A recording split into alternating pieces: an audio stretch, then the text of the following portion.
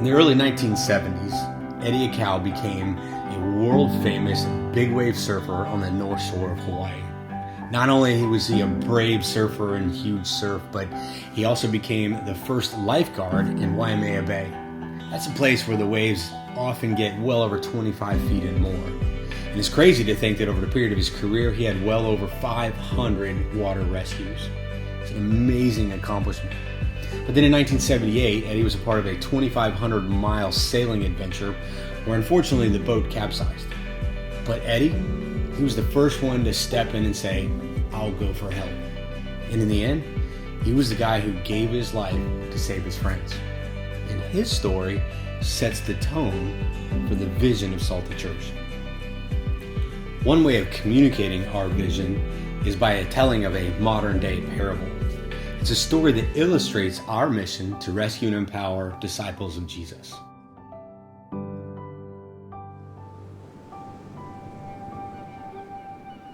On a dangerous seacoast, where people often visit, there was once a crude little life-saving station. It wasn't much, but the devoted followers went out day and night, tirelessly looking for those who were lost.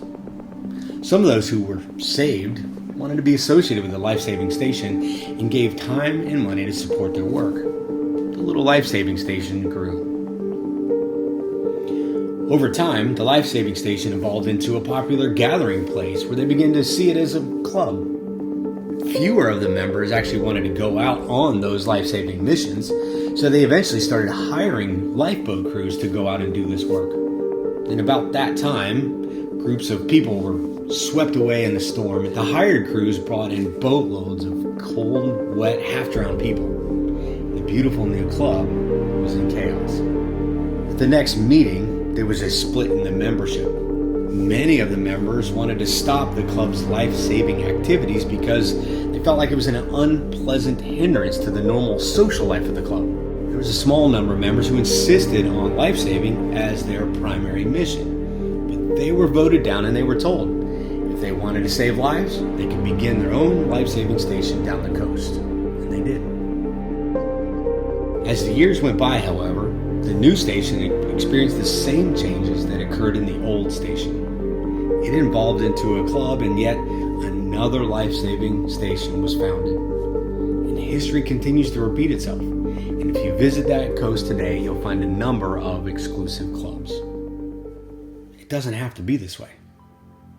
What if, while their energy and vision for life-saving was still a passion, the members took action on another plan? What if their meeting place became a training facility to help expand the life-saving efforts? What if those who were skilled at rescue moved down the coast, recruiting and training others to join the effort? What if instead of building exclusive clubs, they maximized their resources and built more life-saving stations instead? Living with vision and purpose brings life. Turning inward only leads to death. We will be the people that continue to rescue the hurting and the lost. That story illustrates the vision of Salty Church. And at the same time, we're going to continue to hold on to that Eddie attitude of, "I'll go." So in this season, we're going. We want to invite you to go with us.